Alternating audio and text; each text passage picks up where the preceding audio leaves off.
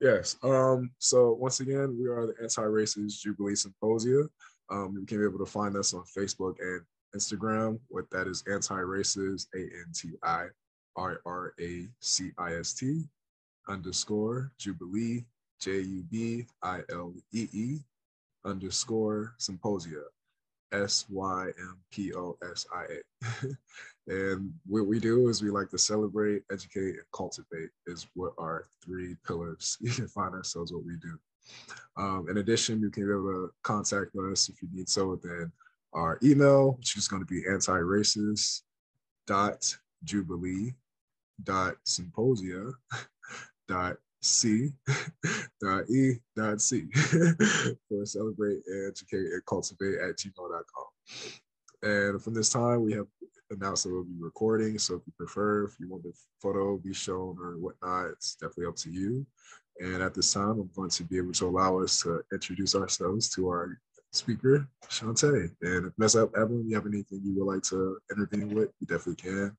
But if not, we can move forward to allow Shonte to be able to introduce what she has for herself today.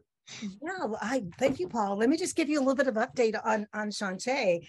First of all, thank you guys all for being here too. And we're just coming back from a 2-month hiatus. And this is really just dynamic from my perspective. We really appreciate you guys being here and your continued support for our group also. There are some people that are they're regulars in our group, and we really do appreciate you remaining regular. There's Casey, who's been with us since the beginning. I love to emphasize that, all the way from Colorado.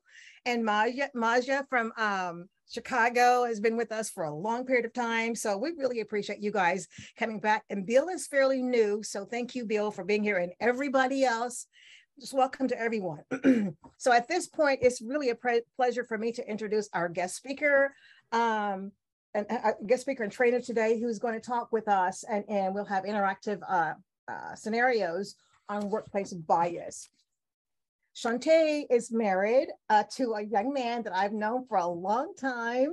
When I was living in a very small Midwestern state, he was on the football team, so I met him there. And there was a time period where he came to my house for Thanksgiving dinner when I lived there. So the connection is just dynamic from my perspective. But Shonte is a speaker today. She is fairly fluent in Spanish. Shonte studied multicultural studies at the University of Minnesota, but she received a bachelor's in communication from Missouri Southern with a minor in Spanish and a master's in sports management from Pittsburgh State. In 2018, she's done some incredible work. In 2018, she began working for Missouri Southern in the athletic department, and then she took on additional roles of diversity coordinator, assistant university leadership, board of governors, and the university president with specific trainings, and she conducted surveys, events, and for mandatory task forces. And their "We Are One" slogan was born from all of those reports in 2020. And this led into her role, as she clearly says, for diversity chair with the Joplin area Chamber of Commerce. And she initiated You Belong with the Joplin business community. Shonte has received several certifications under the umbrella of equity, diversity, and inclusion and facilitation, and the Franklin-Covey unconscious bias, the LGBTQIA+ safe zone, equity and diversity facilitation from the University of Minnesota, to name a few. But this is what's really exciting for me. She has done some popular trainings for us as super allyship, advocate, workplace equity, microaggression, cultural competency and awareness, unconscious bias, cultural bias, inclusivity in its entirety, equality versus equity, and the list goes on because she's young and she is not yet finished. So it is my pleasure today to introduce and welcome Shonte to this virtual space. So Shonte, bienvenidos. Estamos muy contentos de que esté aquí nosotros. Gracias. It's all yours now. Welcome. Thank you. I appreciate the different language there too. Yes, I'm happy to be here. Thank you all for allowing me to join your space. I can't say I've heard of your group or organization before, but I looked it up and I said, this is something I may have to look to continue joining as for Sundays to come.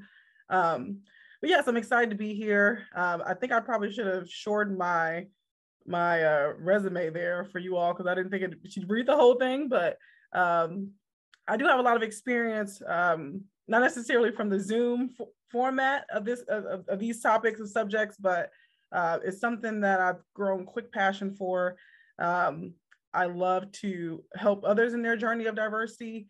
You'll hear me say EDI a lot, which is equity, diversity, and inclusion. And I think all of those should be mentioned, because it's not one is not greater than the other, and one is not, probably one doesn't exist without the other. So just to make that prevalent, I do want to mention that I am a red. It comes with my personality, which means I'm goal oriented and I'm an A to B kind of person. So I don't always have the natural ability to seek empathy when I mention things. So if I offend anyone, you can give me like a hands up or whatever emoji they offer through Zoom. I think it's actually a raised hand. So whichever one you think is appropriate. Feel free to, there's a bunch. If you click the ... there's a whole bunch of them. So there's like a crying face, there's a few. So feel free to give whichever one you think is appropriate. And I do want to make sure that you all know also that with diversity topics, I don't think if you're uncomfortable, that's what leads to growth. If you're comfortable through all this, then I don't believe you're growing. So discomfort is equal to growth. So if you are uncomfortable or you're hesitant, understand that you're growing in the right directions. And that's why we're all here, I hope. So just to mention those as well. I like to do like a mini pledge before I start anything. And so and if you agree, you can give a hands up. You don't have to until the end, but I hope by the end you are able to make the pledge. And those simply say, I pledge to take responsibility as leaders. I don't know what you all do in your workplace or your personal lives, but regardless, it shouldn't matter. I think we're all leaders in some format. Cultivate a culture of inclusivity, and we're all responsible for that, right? And in whatever area or in our life or whatever community we're a part of, participate in more training and personal development. So hand clap to everybody that's here, because you're doing that on a Sunday from wherever you are, which I commend you all for that. Be caring and compassionate always. Listen to understand. Some people listen to respond. So if you can really just remind yourself, I'm listening to understand so I can know more. And then combat bias in the workplace. And I think that's why we're here a little bit, to learn more about workplace equity and bias, and how do we combat that in general. So as long as you're ready with me to learn, gain, expand your knowledge, I'll give you a little bit of my work experience and how workplace equity has affected me individually. But do not expect, if you hear from another African-American female, that her experience will be the same. I just want you all to know that. So you hear mine, that's my experience based on maybe where I lived or where I worked, but someone else's experience is completely different. And the same goes with you all. Regardless of what you look like, your background, your culture, your experiences will be different. It doesn't negate your experience, but that's why we're constantly learning and constantly growing, because we're all so different, but we all do have similarities as well.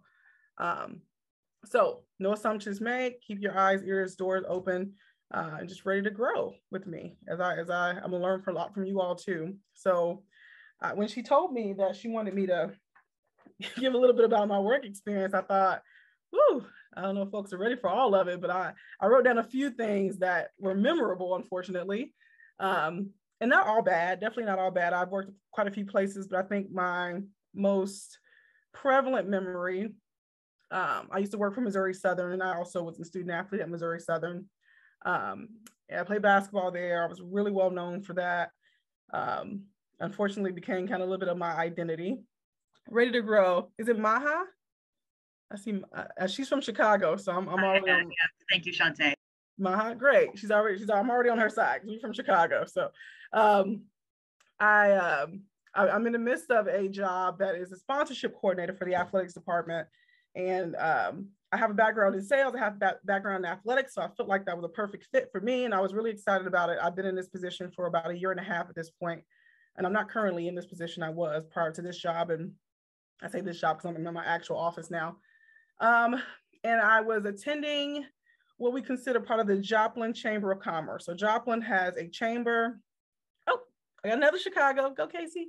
I have I was part of the Chamber of Commerce, which within Joplin, and that they represent the city and the business community and draw people in and support the business community financially and all sorts of things. So as part of a sponsorship coordinator, my job was to be out in the community, gaining support for the college, and vice versa, give them support from the college and market them. And so that was my role.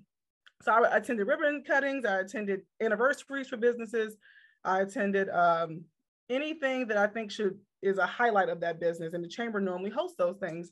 So I've been going to these events for 1.5 years now, and there was two younger guys. They had opened a smoothie business, and I was kind of excited about that because I was on my diet hunch. So I was like, yes, smoothies. I'm not going to a fast food, so this is even a better bonus for me. So I'm sitting in my car. The event starts at noon. It's about 15 minutes till. And I watched the news outlet folks, like the lady who does the news anchor and her camera crew, go in first. And I said, oh, I know her. Yeah, maybe I'll go in. And, it's easy when you know someone there. You can just hop right in and start conversation. So she went in and her crew went in.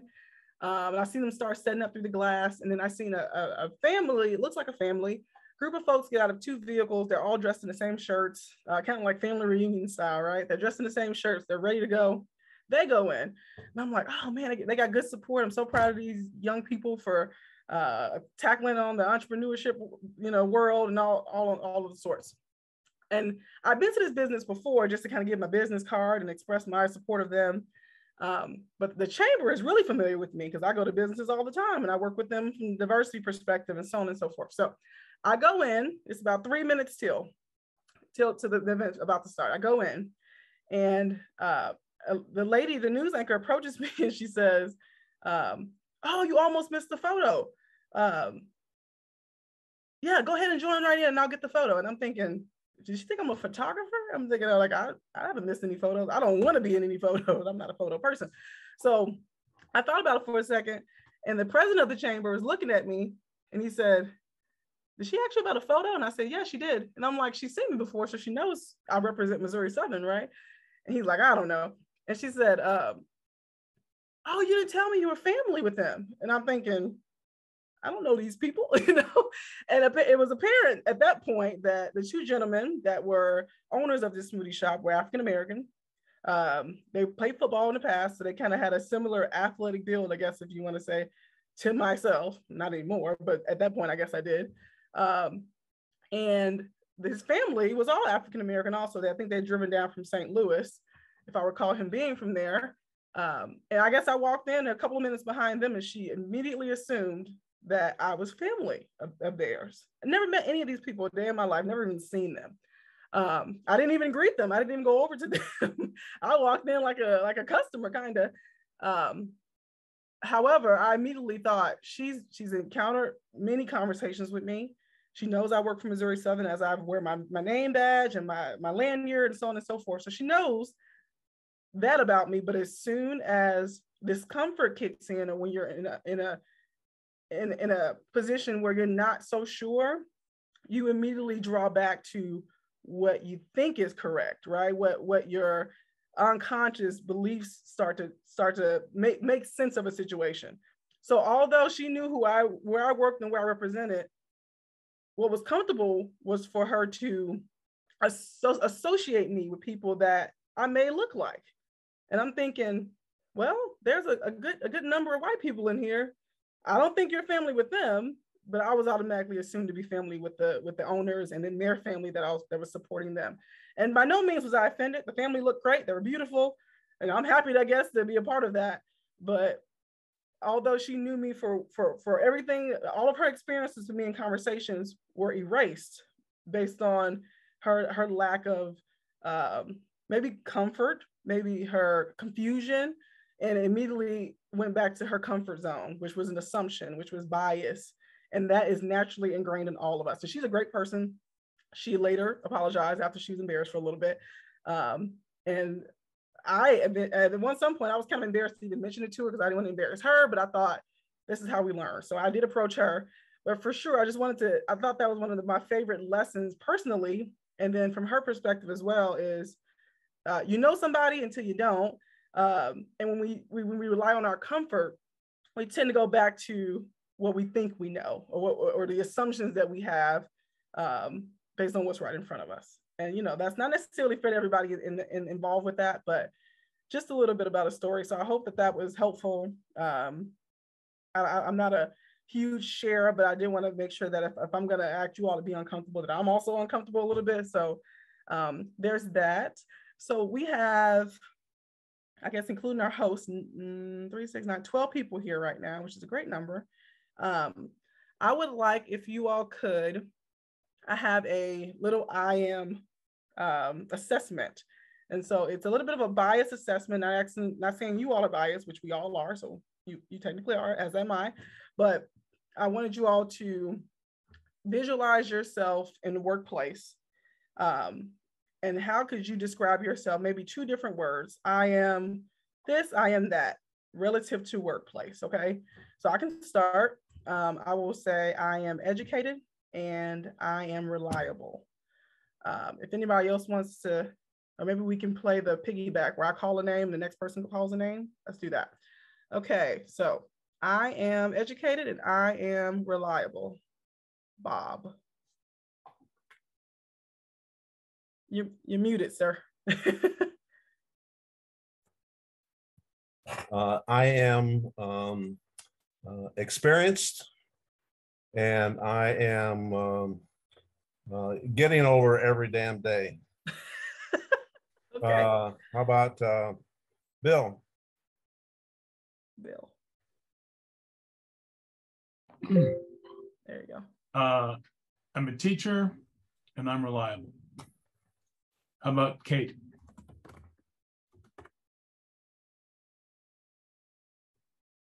Hi. I am dedicated and personable.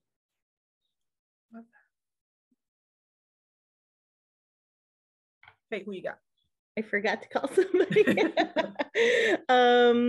Paul. Yes. I believe it was occupation and how you feeling? I am, and something work related. Oh, okay. I am a teacher and I'm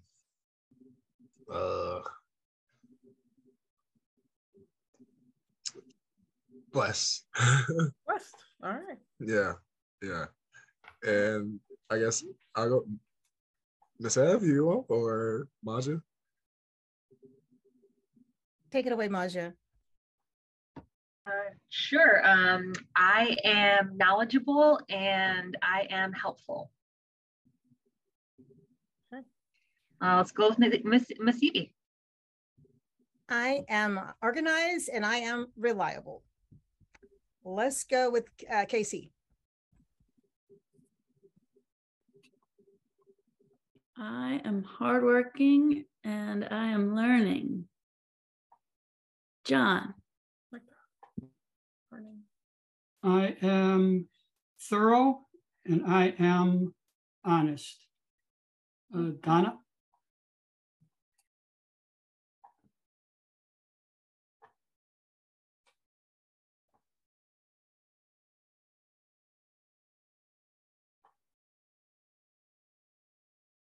Sorry, you guys, I'm trying to hit the mute button. Okay, so I am dedicated and cheerful. Hey, thanks, Ms. Donna. Has anybody not went? Keen? Greetings. I am strong and I am the mother of 6 children and 2.5 grandchildren. Okay. I guess I'll go. I'm a dreamer and I'm like communicative. Communicative. Awesome. Is that everyone? I definitely don't want to miss out. There's Brandy. Brandy. Oh, there she is. Okay. Yeah, sorry, I had to turn my camera off. My kids kept coming in and out. I am a quick learner and I am easily distracted. Awesome. Is that everyone? Awesome. Okay. Oh, did we miss anyone? Sorry, that was me. I was trying to mute. Okay. I feel like I've heard from everyone. I'm looking through the faces. Okay, awesome. Thank you all for participating. I know that sometimes isn't it interesting how to think about something that we are, like only you know, right, for the most part. But even giving ourselves a compliment that isn't so obvious by looking at us is something that I wanted you all to really grasp, because although in the workplace, a lot of times we're judged based on what we look like and then associate that with our abilities, although that has nothing to do with it, right? It truly doesn't. I mean, sometimes your exposure, your experience, yes, but that also has nothing to do with what we look like or sexual orientation, religion, perspective, any of it. So I just wanted you to all we have a lot of similarities. I heard a lot of people say reliable.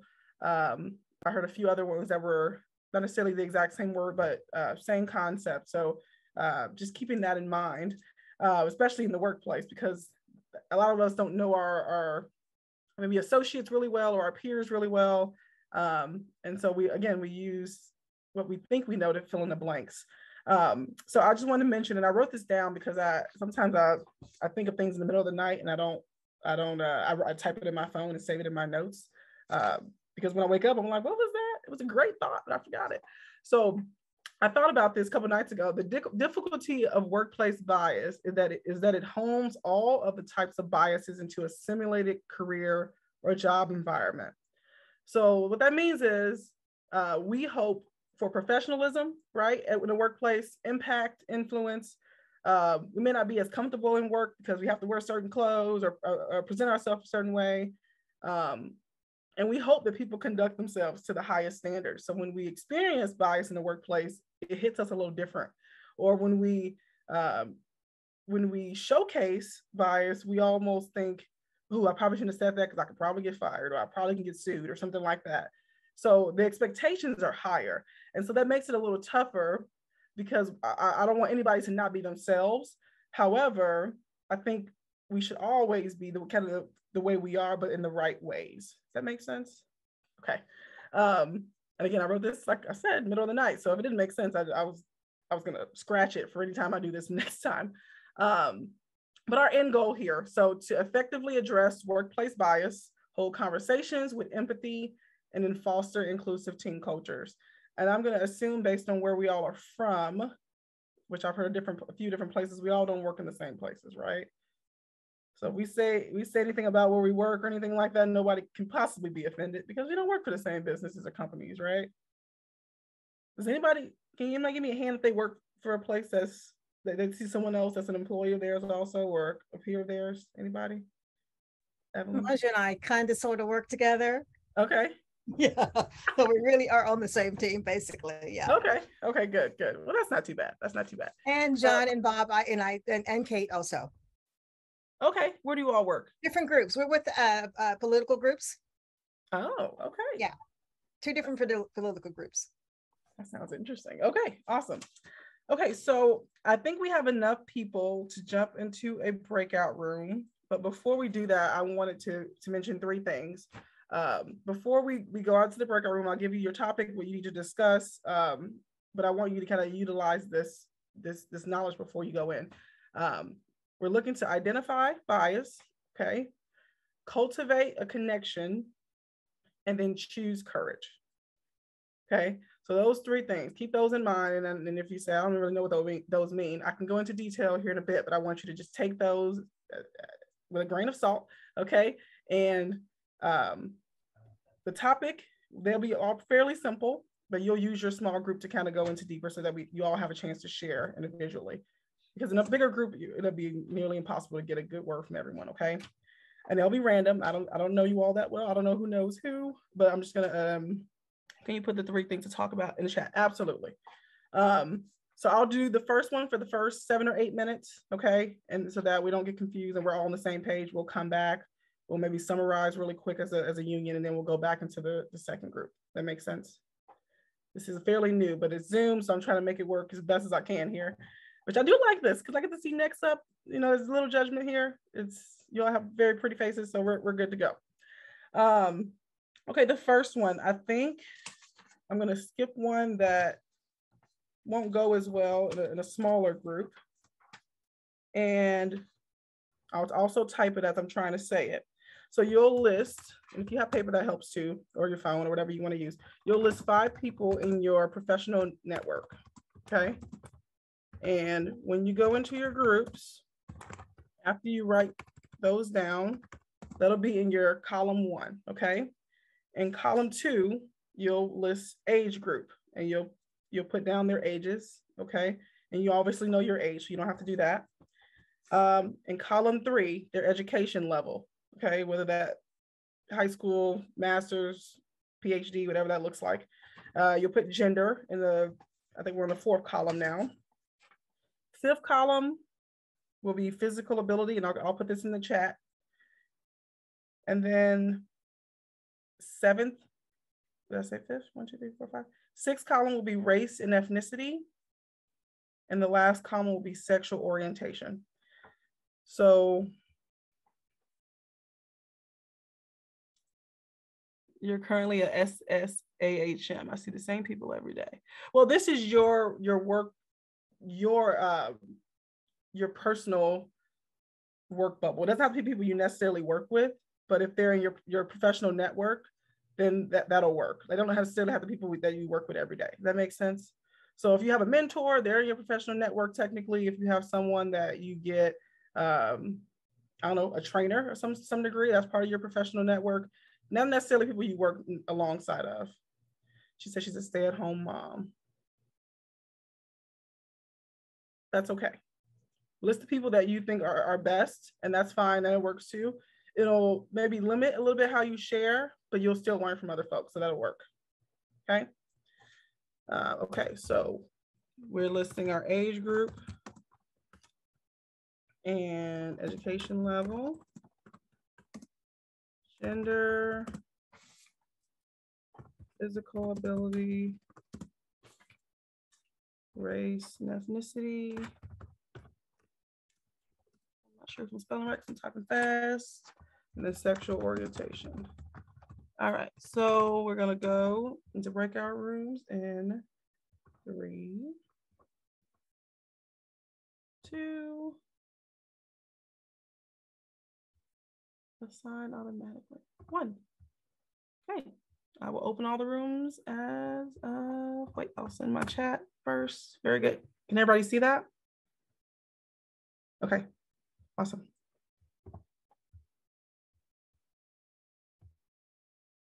Okay, I think it's gonna ask you all to join, and they're going, perfect.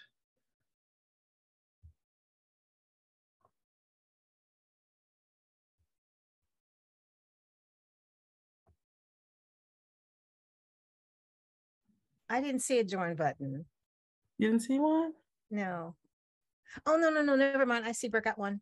You see one? Okay, I see Bob, you're room 3. It's unassigned though. Yours, okay, I'm gonna move Bob. Bob, are you able to join? Evelyn, I didn't even see you as an option. Yeah.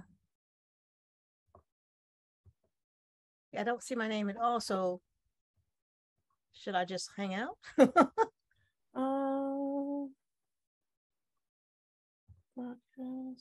I sent a message to everyone. Let me see if can I assign you to one. Are you able to just join a group since you're? Yeah, I can join any of them actually, according to what it's set up here. How about you join room 3 since there's only 3 people in that one? Okay. All right.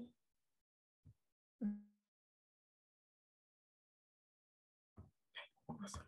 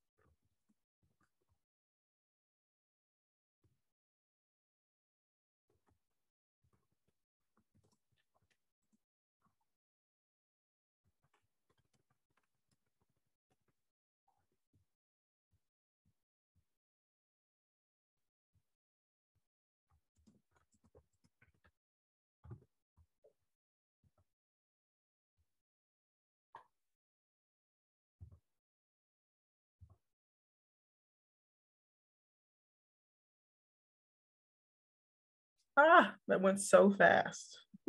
Mm-hmm. Yeah. But I will say, people are popping back in, but the conversations that I don't know, double dipped in or snuck in on were really effective. It seems like you all were learning a little bit about kind of what you surround yourself around. And sometimes with work, it's not necessarily like your choice. It's not necessarily your selection of people that you work with.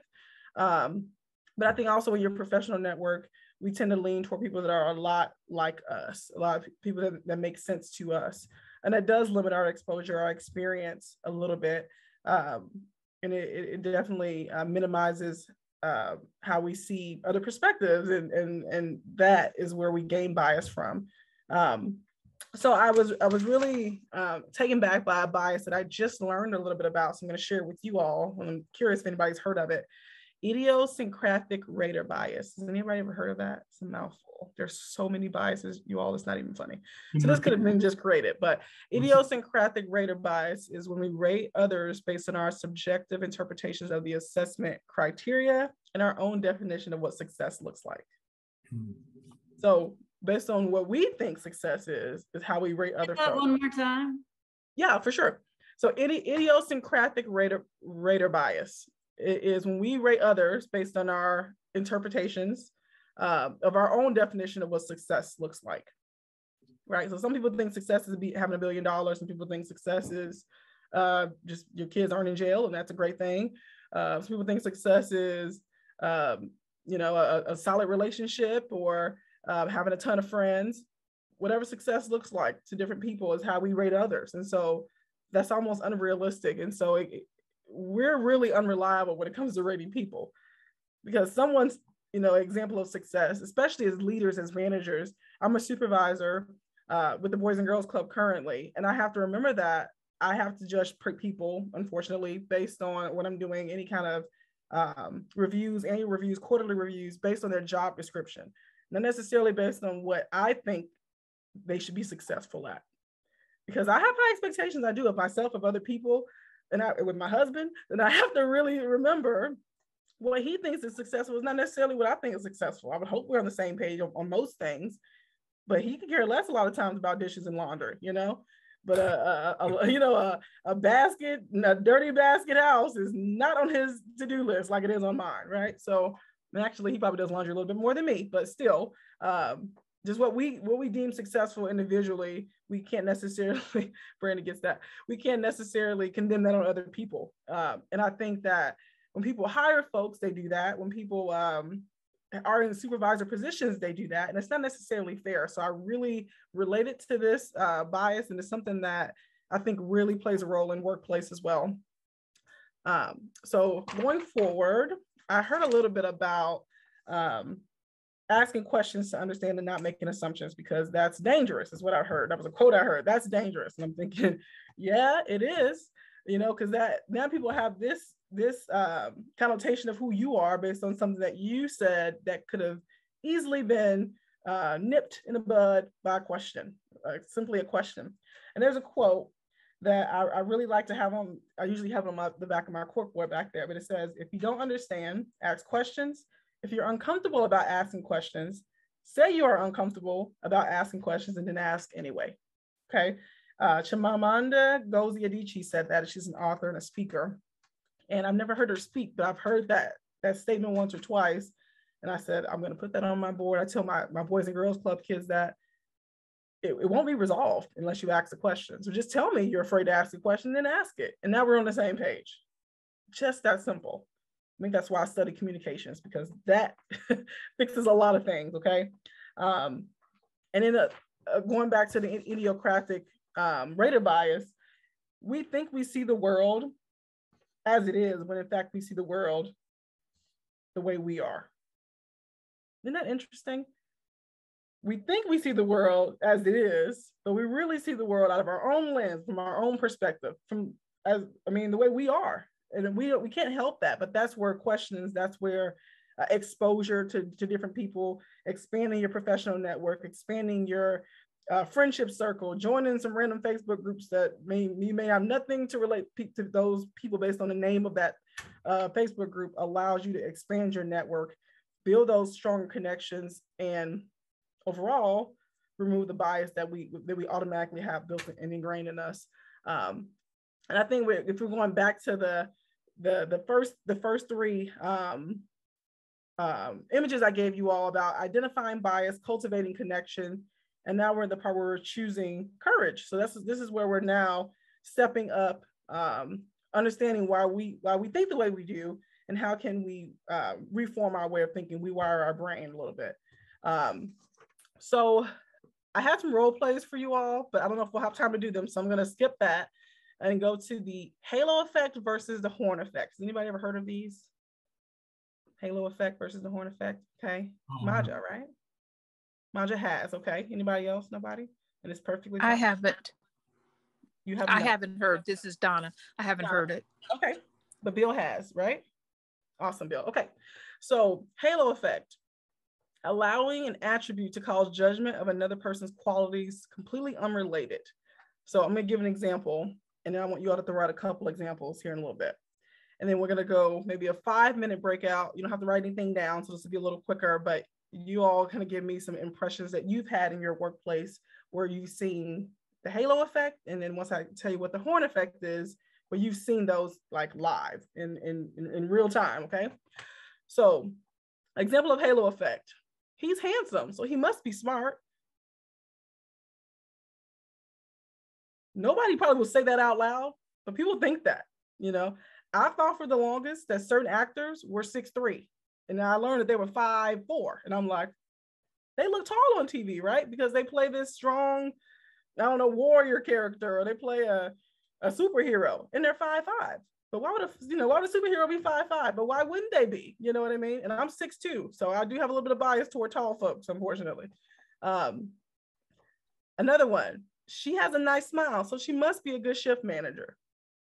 And what does her smile have anything to do with how she leads people? What kind of manager she is, right? But she has to be, because she has a nice smile, right? So your general opinion of an individual's influences your perception of a person's particular features that have nothing to do with each other. That's what the halo effect is. Horn effect is the opposite of that, okay? So it's the cognitive process in which we immediately ascribe negative attitudes towards behaviors to someone based on their appearance or character, okay? So we have the halo effect, which we call judgment based on someone's qualities, usually a positive thing, unfortunately, but it's incorrect. And then the horn effect is the opposite of that. For example, he has dread, so he must not shower. It's like, it has nothing to do with, his hair has nothing to do with, you know, his I don't know, his ability to shower every day or whatever that case may be. So halo and horn effect, I want you all to kind of go through some examples that you personally experienced based on what I've given you. And then let's give it 5 minutes and we'll come back here. I actually got a timer this time. I was kind of timing you all for my brain, but we'll go into those and let me see if I can recreate the breakout rooms. I think they'll be mixed up a little bit. Okay, and you all are welcome to go there now. I'll be popping in on y'all.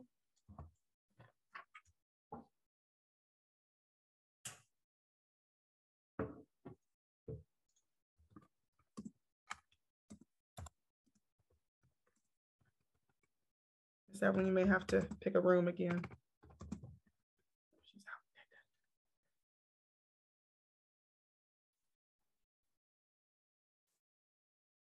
I think you got to pick a room, Mr. Paul. Or join room 3 is what it's telling you.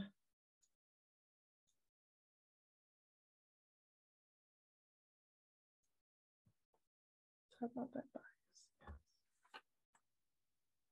Idiosyncratic.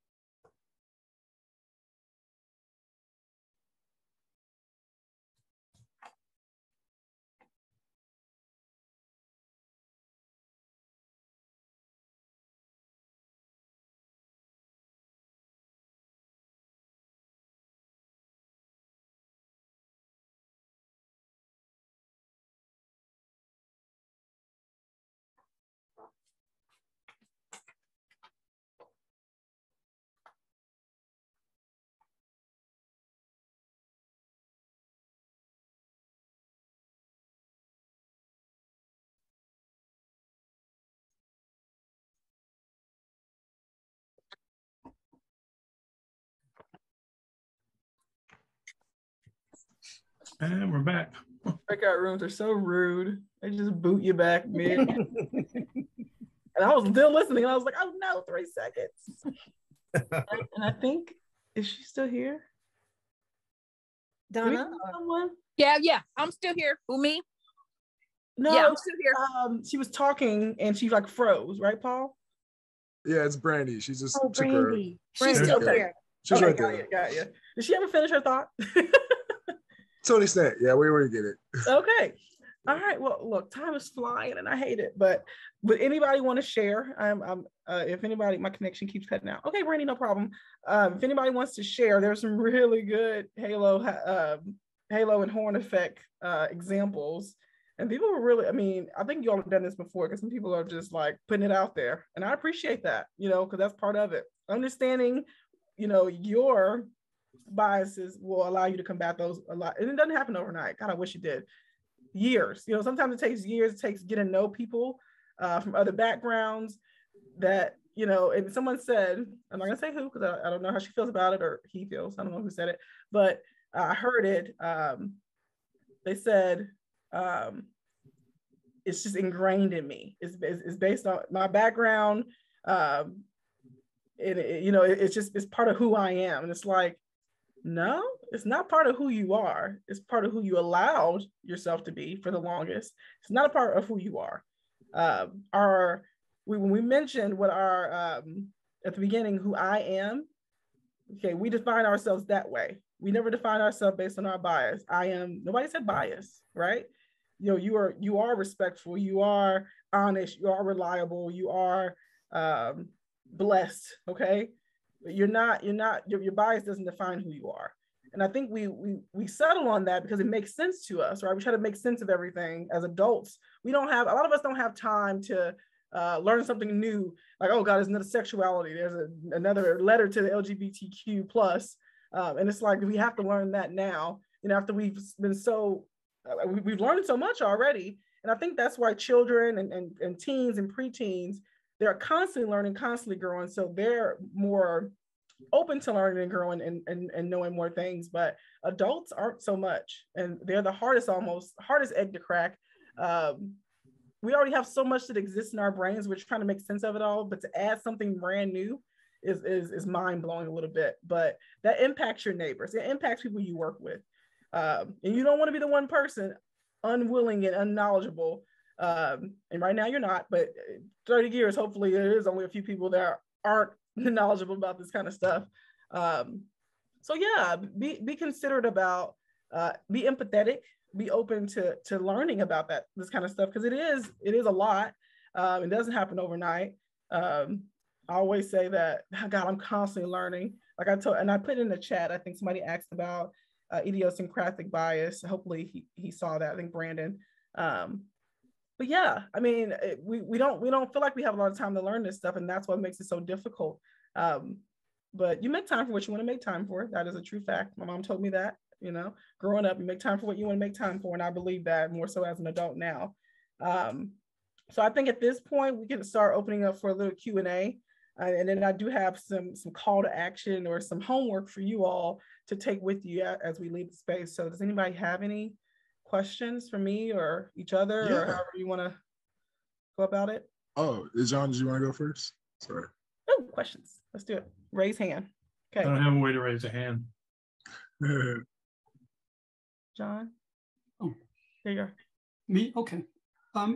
I saw when you talked about the bio, and I was trying to frame it in my head, and I'd like to hear your distinction between equality and equity, because I can guess at it a little bit, but it's strictly a guess, because that didn't jump at me as like, oh, I never thought of those as big contrasts, but apparently there is some thought in your process that they are significantly different. So I guess I'd like to hear your thoughts on that.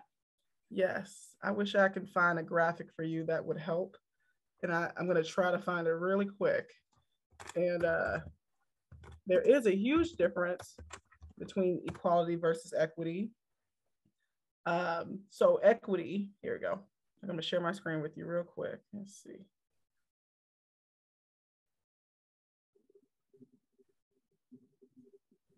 Share screen. Okay. Can everybody see this image? Okay. Yes. So on the left, and this is the same graphic. I did not make this. This is not my graphic, but it's one that I use often because it's a kind of a good rotating one. So equality on the left. Let's go with equity on the right first. So equity on the right shows a gentleman that's a little taller in blue, a kid in red, and a very small kid in purple, right? And so the need to see the baseball game is a need for all of these three folks, but their need is different, okay? So that's why they have the different size boxes. The little kid, obviously, if they had all the same box on the left, if they were all equal and they all receive the same kind of support, the little guy in purple still doesn't have the ability to see the game, or gal, okay? Still doesn't have the ability to see the game. Red does, okay? You know, that helped him a little bit. It didn't really help blue because he didn't need it, okay? Equity allows everybody to be at the same place. So we give them what they need to be equal. Does that make sense? Thank you. Such a great graphic. That's a good graphic. Okay, good. You can Google equity versus equality. It'll pop right up. I promise you. No secrets here. But yes, for sure. We give people what they need to be successful. I always say I work in technically a school, and we give our kids Chromebooks to take home when they have to work from home during the COVID outbreak, right? And some kids didn't have Wi-Fi. And it's like, how are you gonna give them a Chromebook? But we give everybody a Chromebook, right? We're equal. Everybody gets a Chromebook. What Oprah said, you get a Chromebook, you get a Chromebook. They take it all home, okay? They log on to their school network. They don't have kids. Some of these kids don't have Wi-Fi, but the kids who do have Wi-Fi are able to do their homework. So then they have to start giving out Wi-Fi boxes, but only to the kids who don't have Wi-Fi at home, which that's based on individuals. Hopefully they're just honest about it, but that's the difference between equality and equity. And I think that graphic is probably as plain sight because it's as simple as watching a baseball game. But yeah, anybody else have any questions? Bill, Paul? See hands. I don't know who was first. I'm sorry. Paul was first. Go, Paul, go. Okay, yeah. So to that point, a quick story or example where you were sharing about how you can have a bias or a level of engravement, or it could be priority. Sorry, not priority, but preference. I'll share like last month. Oh no, sorry, it's this month.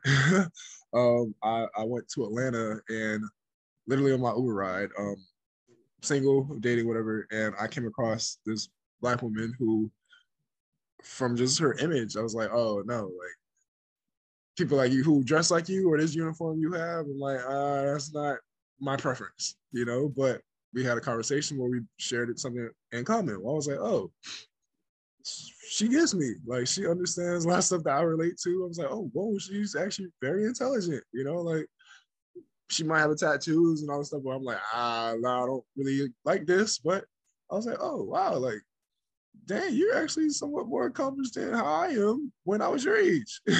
And like, you do a lot of stuff. And just speaking to it, where we ended up having an incredible friendship, she was like, you know, I'm here in college, but like, I definitely feel alone. I'm isolated. Like, I don't have a lot of people who have my life story, where out of 18, I moved out of my parents' home and I afford my own condo. Like, I started my own business and stuff, where I was like, whoa, like, I know people like you, but I'm not doing this at 18. I didn't do that at 18. And she was sharing how she wanted to meet other just like-minded, open-minded people who are also very well accomplished and just understand networking and just wanting to be truly ambitious with stuff. And that was her basically request. And I guess I was that person for her. We'll get having a great friendship from that, you know. But just seeing just her image, I was like, oh, nah, you know. But it was just cool where I had, you know, like these thoughts and unbiased, where I was like, oh, like, no, I'll be respectful to her, but like if she shares that she likes me, I'll be like, oh, sorry, like, I'm not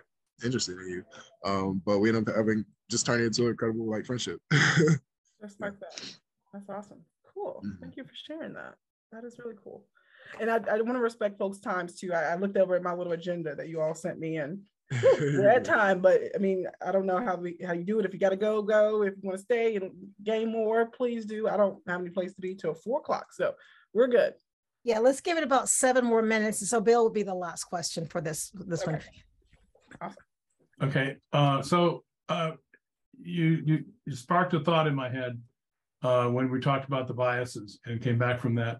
a second breakout session, and you said that we're not defined by our biases, and I thought, well, that's interesting. I agree with that.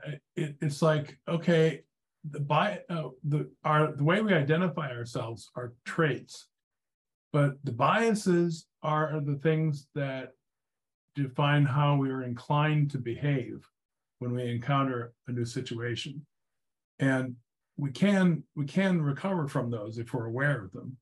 Mm-hmm. But they essentially affect behavior and not identity.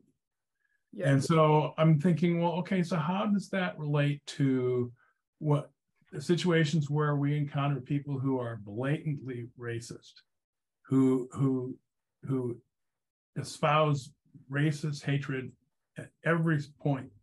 And I'm thinking, is that notion of bias being related to behavior, does that affect the way I look at those kinds of people who do that? And does that maybe offer a way to reestablish in my mind that that's not part of their identity, but it is something that affects the way they behave? Mm-hmm. And does that mean that I might approach helping them away from that kind of bias? I would choose a different route to help them with that, or a different route to approach them with that. Maybe have a different understanding of them because I look at that bias as a behavior generator, not as an identity. You didn't ask me a question, did you? No, not really. Okay. I guess my question would be, what's your reaction to that thought? That is a lot to grasp in a few minutes, but I will say it is almost one of my deep goals to befriend someone that is super racist, and they love me so much that it just goes away. And whatever, I mean, it doesn't mean they're racist toward Black people. They can be racist toward any race, honestly. I think that people immediately assume white versus Black when they think race, and it's like, there's like 1,000 races. That's not true. I get that. I get when you see someone that their behavior is truly based on, I mean, their ins and outs, how they interact with folks is truly based on their biases so ingrained and so built up that it does become a part of who they are. But it's for them to realize that. It's really hard to convince someone otherwise if they don't want to personally take on that endeavor, because this is the life that they're living. It's impacting, I'm sure, their work. I'm sure it's impacting their children, and it's impacting their spouse to some degree. And when they come to that understanding, and hopefully they do that by meeting great people from backgrounds and building the connections I was talking about earlier, and that combats on its own. We love to do that individually. And I'm sure there's probably folks within your family circles or friendship circles that, you know, we won't bring up certain topics around people because we don't want to have those uncomfortable conversations. But if they trust you and they enjoy your company, you might be the best person to help them do that. Yeah, around like-minded people, that will never change, right? I have to bring my own experience there in as a gay man. In the 1980s, it was like you didn't talk about that.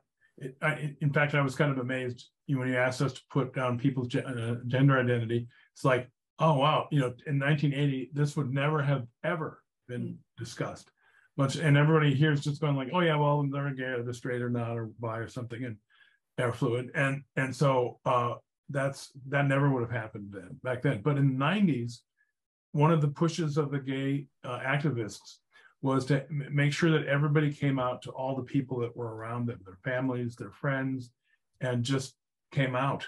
And we did that, and that very much changed the way we were perceived in society, and it was a great thing.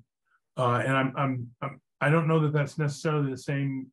There's an opportunity for Black people to do that because you're already there, right? I mean, you're very visible, but we were not. So it was a matter of emerging and becoming visible to people that didn't know about us, and that worked. But I think what you're correct about saying that it has to be the person who has the bias that comes to realize they have it, and that it's not functional for them anymore.